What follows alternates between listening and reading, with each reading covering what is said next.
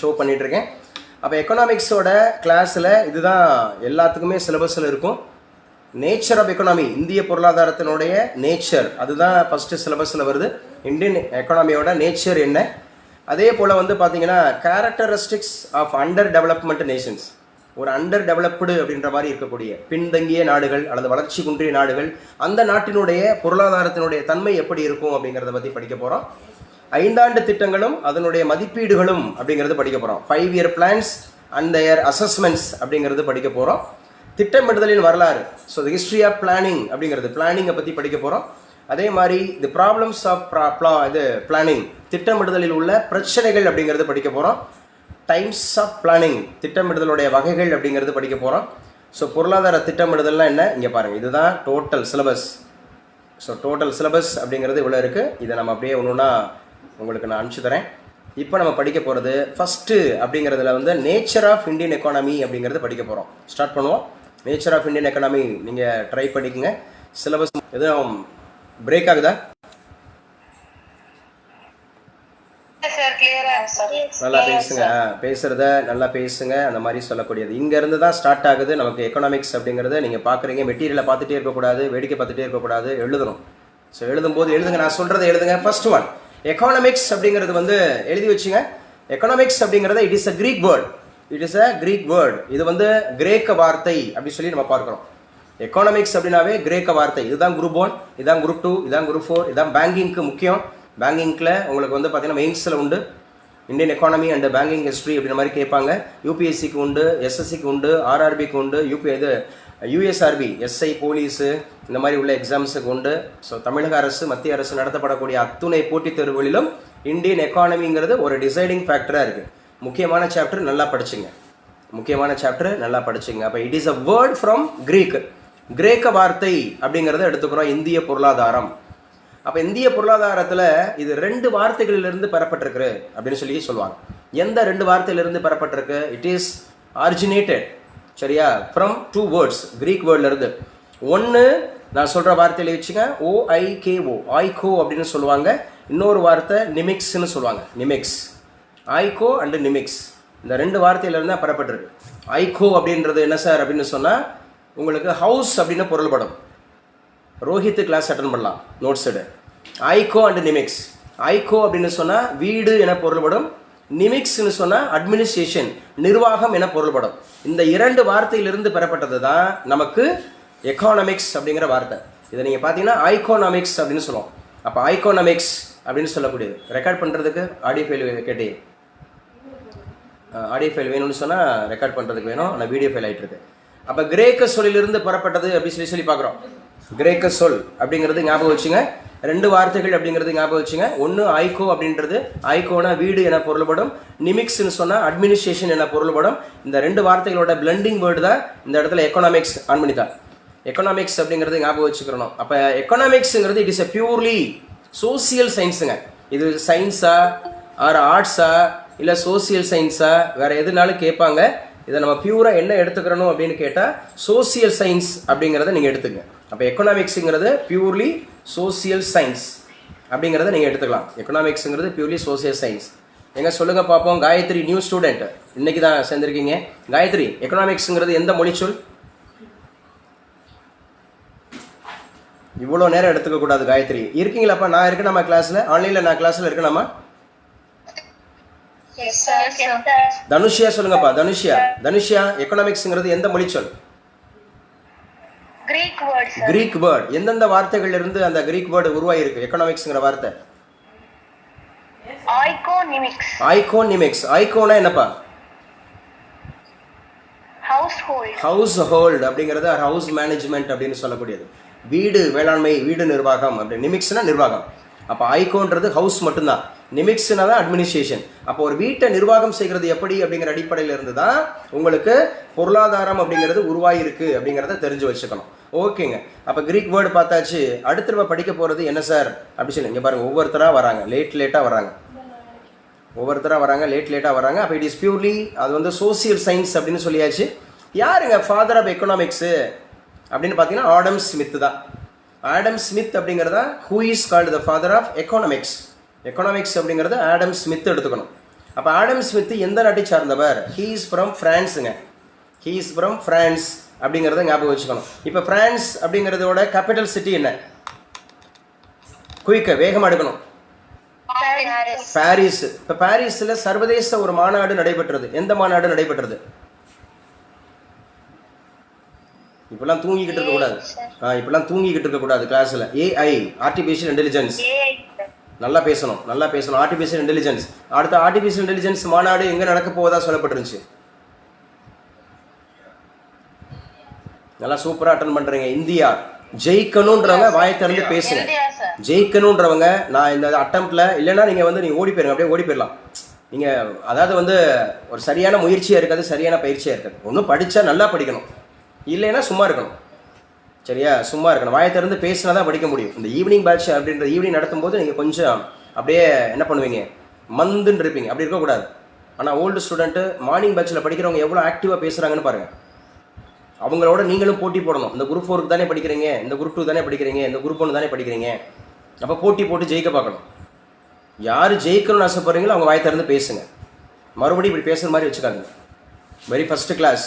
நான் ஏற்கனவே கேட்டதை தான் சொல்கிறேன். அப்போ எக்கனாமிக்ஸுங்கிறது எந்த வார்த்தையிலிருந்து பெறப்பட்டுச்சு? திருப்பதி. கிரேக்க வார்த்தையில் 2 வார்த்தைகள் என்ன? ஐகோனா என்ன? ஆடம் ஸ்மித் எந்த ஊருக்காரு? பிரான்ஸோட கேபிட்டல் சிட்டி என்ன? பாரிஸ். அப்ப எந்த வருஷம் எழுதி பாருங்க. இவர் எழுதின நூலோட பேருன்னு கேட்பாங்க. நாடுகளின் செல்வம் அப்படின்றத எடுத்துக்கணும். Wealth of the nations. அப்ப ஆடம் ஸ்மித் எழுதின நூலோட பேர் பாத்தீங்கன்னு சொன்னா wealth of the nations. So எப்போ எழுதுனாங்கன்னு கேட்டால் 1776 எழுதினாங்க. 1776 அப்படிங்கிறதுல எழுதப்பட்டது. நாடுகளின் செல்வம் அப்படிங்கிறது, வெல்த் ஆஃப் தி நேஷன் அப்படிங்கிறது, இது ரொம்ப ரொம்ப முக்கியமானது அப்படிங்கிறத ஞாபகம் வச்சுக்கிறோம். ஸோ இந்த நூலில் தான் ஒரு முக்கியமான எக்கனாமிக் கொள்கையை அவர் பேசுகிறாரு. டாக்டர் புவனேஸ்வரி சொல்லுங்கப்பா, என்ன பாலிசி? இந்த நூலில் தான் அவர் லேசிஸ் ஃபேர் பாலிசி அப்படிங்கிறது, லேசிஸ் ஃபேர் பாலிசி, கட்டுப்பாடற்ற வணிக கொள்கை அப்படின்னு சொல்றது. வணிக கொள்கை அப்படிங்கிறதுல கட்டுப்பாடு அற்ற வணிக கொள்கை அப்படிங்கிறத பற்றி நம்ம economics chief economist, world economics, Indian, அந்த மாதிரி வேர்ல்டில் எக்கனாமிக்ஸோட ஃபாதரை அறியப்படுகிறவர் 1776 எழுதியிருக்கிறாரு. 1776 வெல்த் ஆஃப் தி நேஷன்ஸ் அப்படிங்கிற நூலை எழுதியிருக்கிறாரு. ஆடம் ஸ்மித் எழுதியிருக்கிறாரு அப்படிங்கிறது. டாக்டர் புவனேஸ்வரி சொல்லலாமா?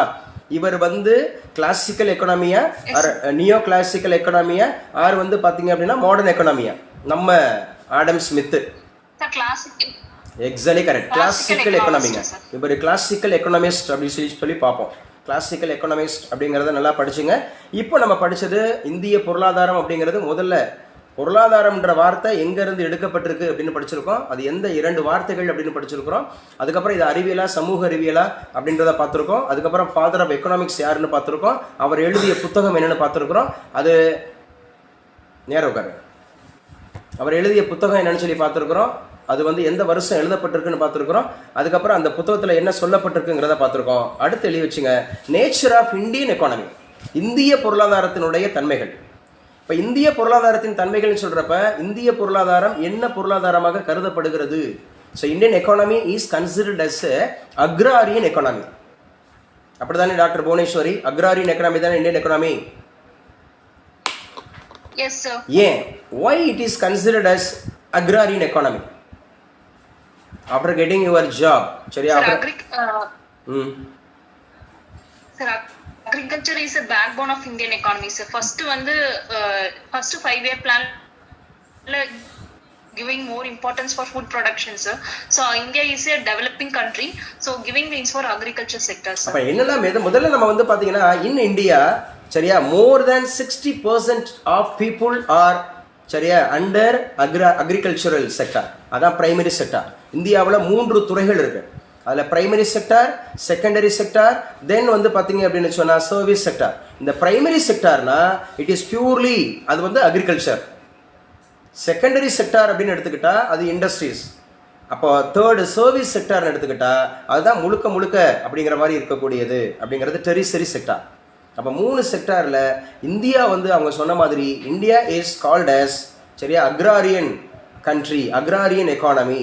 ஏன் அப்படின்னா அதை தான் according to Gandhiji the backbone of India அப்படின்னு கேட்டால் நம்ம என்ன சொல்லியிருப்பாரு அப்படின்னு பார்த்தீங்கன்னா கிராமங்கள்னு சொல்லியிருப்பார், வில்லேஜஸ். அப்போ பேக் போன் ஆஃப் இந்தியன் எக்கானமின்னு எடுத்துக்கிட்டிங்கன்னா அது அக்ரிகல்ச்சர்னு எடுக்கணும். அப்போ 2 கேள்வி இருக்குது. நான் 2 கேள்வி சொல்லியிருக்கேன், புரிஞ்சவங்க சொல்லுங்கள். ஸ்ரீதேவி, இதில் 2 கேள்வி இருக்குது. ஸ்ரீதேவி ஃப்ரம் திருப்பூர், ஸ்ரீதேவி ஃப்ரம் திருப்பூர் 2 கேள்வி இருக்குது, சொல்ல முடியுமா இப்போ நான் பேசுனதில்?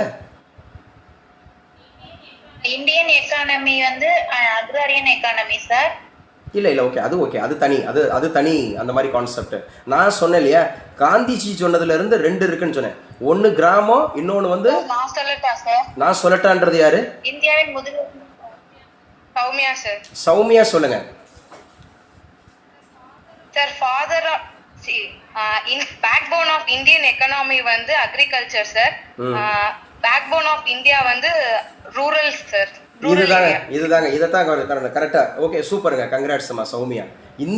இந்தியாவினுடைய முதுகெலும்புன்னு கேட்டா கிராமம், இந்தியாவின் பேக் போன் ஆஃப் இந்தியான்னு கேட்டா நமக்கு கிராமம், பேக் போன் ஆஃப் இந்தியன் எக்கானமின்னு கேட்டா தான் நமக்கு அக்ரிகல்ச்சர், விவசாயம் அப்படிங்கிறத எடுத்துக்கணும். Yes, exactly correct. அப்போ நல்லா படிச்சுக்கணும். ஸோ அப்போ ரொம்ப முக்கியமானது.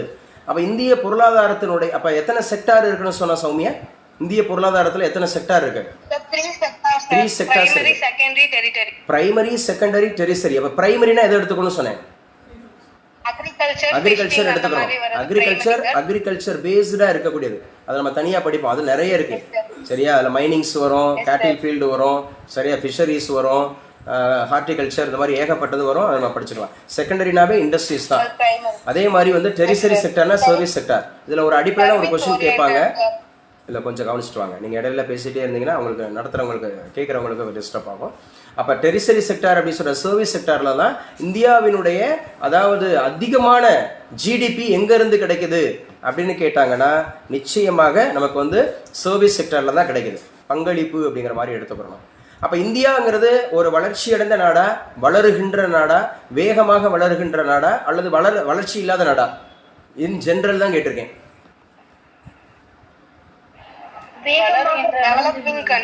டெவலப்பிங் கண்ட்ரிலாம் கிடையாது. டெவலப்பிங் கண்ட்ரிலாம் கிடையாது. எங்க டாக்டர் புவனேஸ்வரி ட்ரை பண்ணுமா? Exactly correct. ஆமா, அக்ரெசிவ். இது ஃபாஸ்டஸ்ட் டெவலப்பிங்னு சொல்லிடக்கூடாது.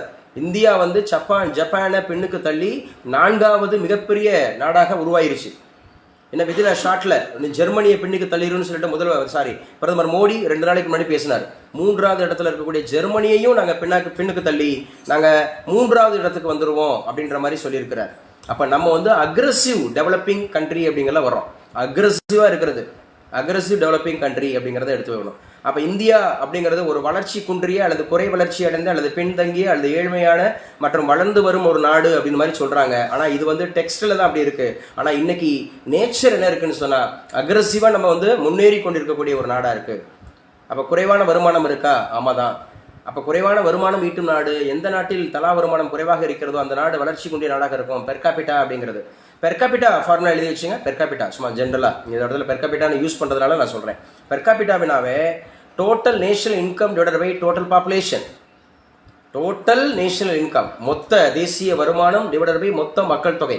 ஒரு நாட்டினுடைய மொத்த வருமானத்தை மொத்த மக்கள் தொகையால் அடித்து கொடுத்துட்டிங்கன்னா உங்களுக்கு தலா வருமானம் கிடைச்சிரும். அதுதான் பெர்காபிட்டா. இப்போ per capita is very very important அப்படிங்கிறத ஞாபகம் வச்சுங்க. Per capita is very very important. அப்போ ரீசெண்டாக சொன்னேன். அப்போ இந்திய பொருளாதாரம் அப்படிங்கிறது உலக பொருளாதாரத்தில் எத்தனையாவது நாட்டில் இருக்கு? இப்போ 4th பிளேஸ்ல இருக்கு. எங்க டாப் 3 சொல்லுங்க. Top 3 sir USA, China, Germany, India and Japan. இதாங்க 5 நாடுகள். பொருளாதாரத்தில் டாப் 5ல இருக்கக்கூடிய நாடுகள் பார்த்தீங்கன்னா 1 USA, 2வது சீனா, 3வது ஜெர்மனி, 4வது இந்தியா, 5வது ஜப்பான். கண்டிப்பாக ஒரு கொஸ்டின் கேட்பாங்கப்பா. டாக்டர் புவனேஸ்வரி தெரிஞ்சு வச்சுக்கோங்கப்பா, இன்டர்வியூவில் உங்களுக்கு கேட்பாங்க. ஆமாம், எக்ஸாம் முடிச்சுட்டு போனீங்கன்னா டாப் 5ல இருக்கக்கூடிய. அதே மாதிரி இந்தியாவில் முதலிடத்தில் இருக்கக்கூடிய மாநிலம் இது பொருளாதாரத்தில். இந்தியாவில் முதலிடத்தில் இருக்கக்கூடிய மாநிலம் எது? தமிழ்நாடு தமிழ்நாடே தான்.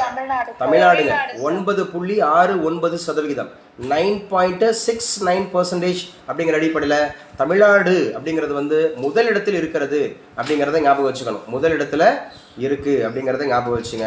அப்போ வளர்ச்சி குன்றிய நாடுகளுடைய தன்மைகள் என்ன அப்படிங்கிறத இங்கே கொடுத்துருக்குறாங்க.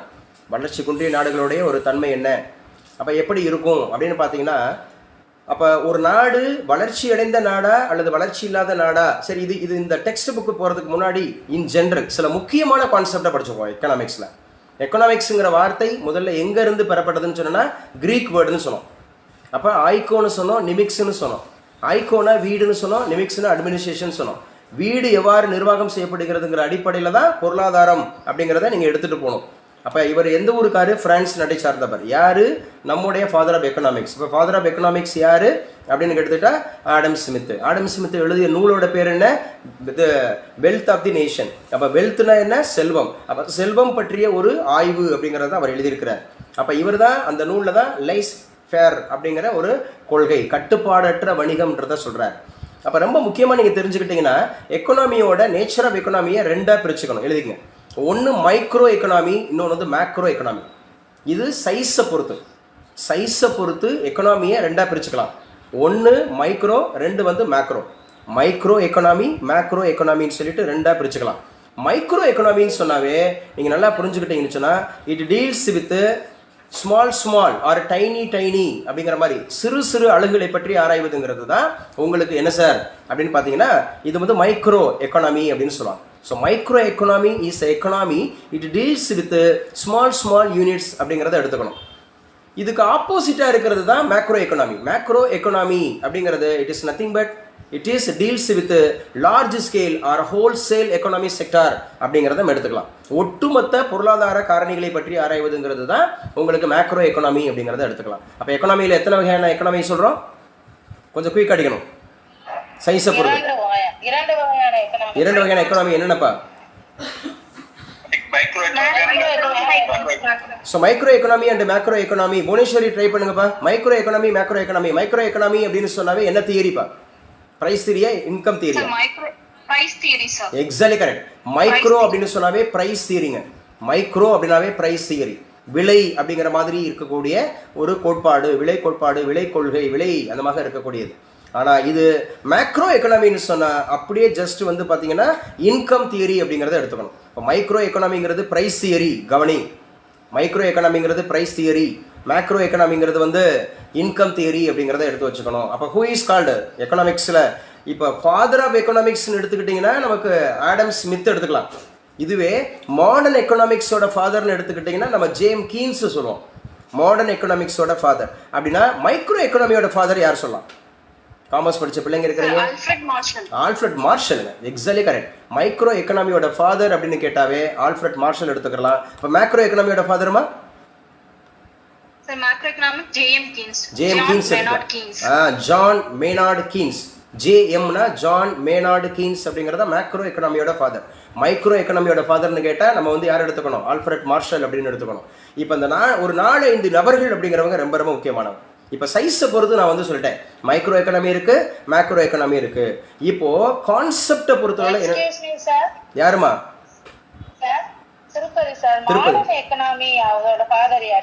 மாடர்ன் எக்கனாமி அப்படிங்கிறதோட ஃபாதர் அப்படிங்கிறது தான் மைக்ரோ எக்கனாமி, சாரி இது மாடர்ன் எக்கனாமியோட ஃபாதர் அப்படின்னு கேட்டாவே ஜேம் கீன்ஸ் எடுத்துக்கணும். John Maynard Keynes. John Maynard Keynes அப்படிங்கிறவர். மைக்ரோ எக்கனாமியோட ஃபாதர் அப்படின்னு எடுத்துக்கிட்டாவே நம்ம ஆல்ஃபிரட் மார்ஷல் எடுத்துக்கிறோம். ஸோ மேக்ரோ எக்கனாமியோட ஃபாதர் அப்படிங்கிறவரும் அவரை தான் எடுத்துக்கிறோம். யார்? ஜேம் கீன்ஸ் அப்படிங்கிறவரை நீங்கள் எடுத்துக்கிறீங்க. ஸோ ரொம்ப முக்கியமானது அப்படிங்கிறத புரிஞ்சுக்கலாம். இப்போ கான்செப்ட் அடிப்படையில் நம்ம எக்கனாமியை எப்படி பிரிச்சுக்கலாம்னா எழுதிக்கங்க. Concept notes எடுக்கிறீங்களாப்பா?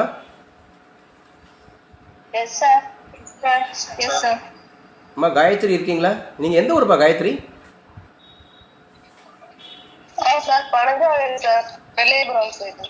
வெள்ளையபுரமா? வெள்ளையபுரமா? இல்லை, நீங்கள் பேசுகிறது எனக்கு கிளியராக கேட்கல. வெள்ளையபுரம்னா உங்கள் ஊர்லேருந்து ஏற்கனவே நம்மகிட்ட பாஸ் பண்ணவர் செந்தில் அப்படின்னு ஒருத்தர் இருக்கார்.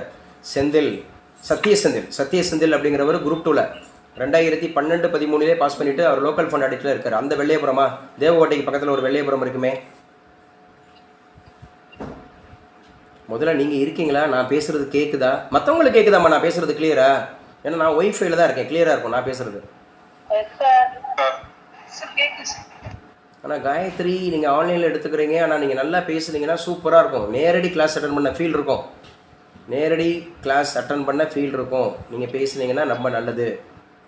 படித்தா தான் ஜெயிக்க முடியும், நீங்கள் கேட்டால் தான் ஜெயிக்க முடியும்.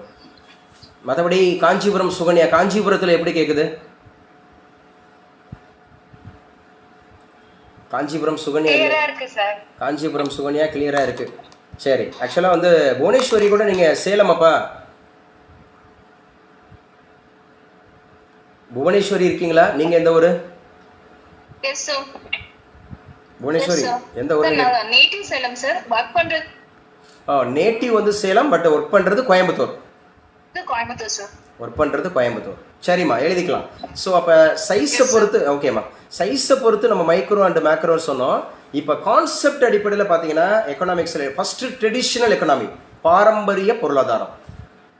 ட்ரெடிஷ்னல் எக்கனாமி இதெல்லாம் நேச்சர் ஆஃப் இந்தியன் எக்கனாமியை பொறுத்தவரை நம்ம பிரிச்சுக்கலாம். ஒன்று traditional economy, 2 capitalist economy. Traditional எக்கனாமினா பாரம்பரிய பொருளாதாரம், கேபிட்டலிஸ்ட் எக்கனாமி அப்படின்னா முதலாளித்துவ பொருளாதாரம். முதலாளித்துவ பொருளாதாரம் அப்படிங்கிறத எடுத்துக்கணும், முதலாளித்துவ பொருளாதாரம். அம்மா திருப்பதி இருக்கீங்களா? நீங்கள் தான் மென்டார், காயத்ரிக்கு நீங்கள் தான் mentor. C is also married, you are also married. ஆமாம், இந்த பேட்சுக்கு அவங்களுக்கு நீங்கள் தான் மென்டார். என்ன டவுட்னாலும் நீங்கள் தான் கிளியர் பண்ணணும். அவங்ககிட்ட பேச சொல்லுங்கள், நல்லா பேச சொல்லுங்கள். அவங்க நம்பர் அப்புறம் தந்துடுறேன், நல்லா பேச சொல்லுங்கள். கிளாஸில் சார் வந்து நிறைய இந்த மாதிரி இன்ட்ராக்ட் பண்ணாதான், நம்ம சொல்லியிருக்கோம் அடிக்கடி, study is not a monologue, it is a 2-way communication. இந்த புவனேஸ்வரிக்கு கூட ஒரு அனுபவம் இருக்குன்னு நினைக்கிறேன்.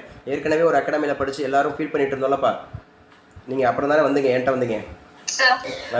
அங்கே வந்து எப்படின்னா பேசவே விட மாட்டாங்க, அப்புறம் வந்து மீட் பண்ணி வச்சுருவாங்க, நம்ம இன்ட்ராக்ட் பண்ண முடியாது. ஆனால் அங்கே நடத்தும் போது பிள்ளைங்க பூரா நல்லா ஜாலியாக, சார் நீங்கள் உங்கள் கிளாஸ் சூப்பராக இருக்குது சார், இன்ட்ராக்ட் பண்ணுறீங்க. இன்ட்ராக்ட் பண்ணாதான் ஜெயிக்க முடியும். அப்போ தான் நமக்கு பரிச்சயமாகும், ஒரு பாடம்ன்றது பரிச்சயமாகும். எந்த கேள்வி கேட்டாலும் நம்ம அடிக்க முடியும், வைக்க முடியும் அப்படிங்கிறது. ஸோ நல்லா படிச்சுங்க. அப்போ திருப்பதி அவங்கள ஃபாலோ பண்ணுங்கள், நீங்கள் காயத்ரியை ஃபாலோ பண்ணுங்கள். ஆமாம், அப்போ காயத்ரி நீங்கள் திருப்பதியையும் ஃபாலோ பண்ணுங்கள்.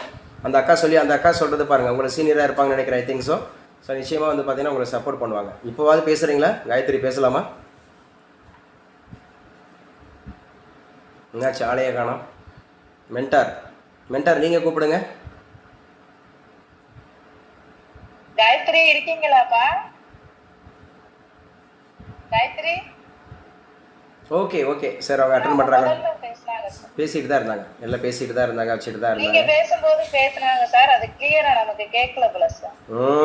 அவங்களுக்கு கிளியரா போய் கேட்கல போல, வைக்க போல அப்படி சொல்லிட்டு. நல்லா படிங்க, படிக்கலாம்.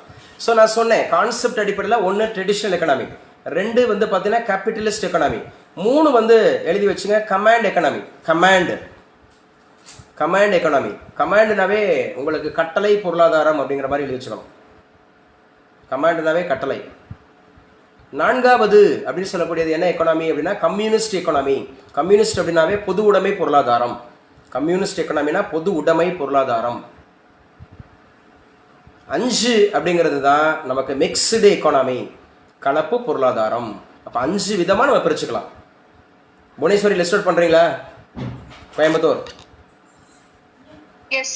லிஸ்ட் அவுட் பண்ணுங்க. 5 கான்செப்ட் அடிப்படையில், நேச்சர் அடிப்படையில்.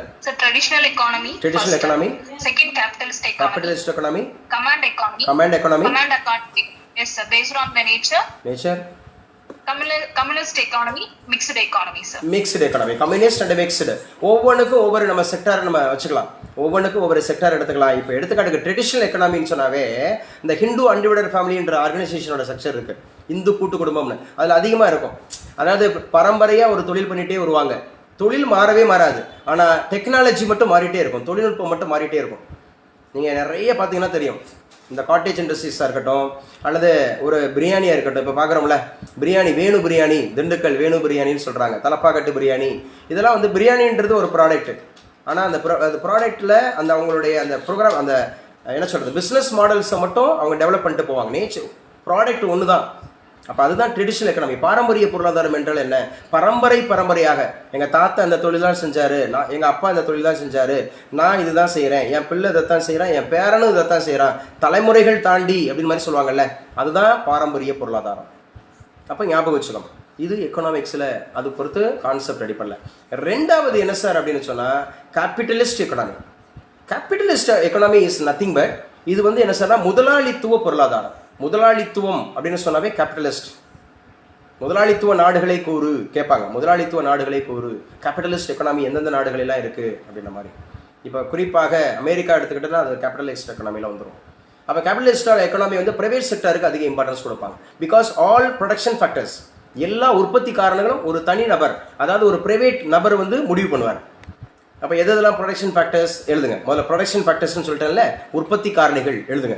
எதெல்லாம் உற்பத்தி காரணிகள்? உற்பத்தி காரணிகள் அப்படிங்கிறது 4. உற்பத்தி காரணிகள் அப்படிங்கிறது 4.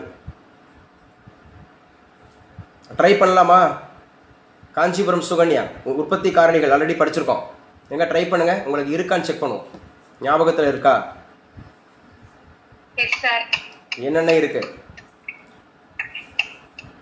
லேண்ட் சார், லேண்டு, வேஜஸ், வேஜஸ்லாம் வரவே வராது.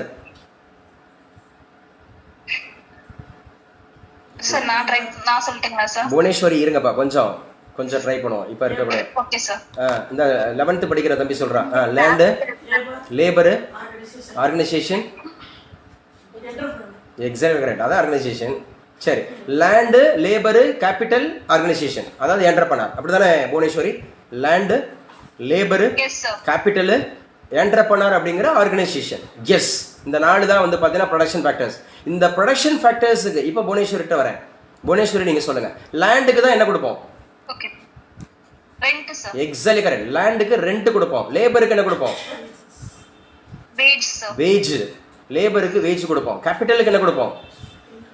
Interest sir. இன்ட்ரெஸ்ட் கொடுப்போம். ஆர்கனைசேஷனுக்கு என்டர்பிரனருக்கு தான் என்ன கொடுப்போம்? Profit sir. Exactly correct. Profit R gain அப்படிங்கிற மாதிரி இருக்கும். அப்படிதானே சுகன்யா? காஞ்சிபுரம் சுகன்யா படிச்சீங்களா? சொன்னது கேள்வி படிச்சா? வேஜஸ் அது வந்து ஆக்சுவலாக வந்து பார்த்தீங்கன்னா லேண்டுக்கு லேபருக்கு, அப்படி அந்த லேபருக்கு தான் நம்ம வேஜஸ் கொடுப்போம். லேபருக்கு தான் நம்ம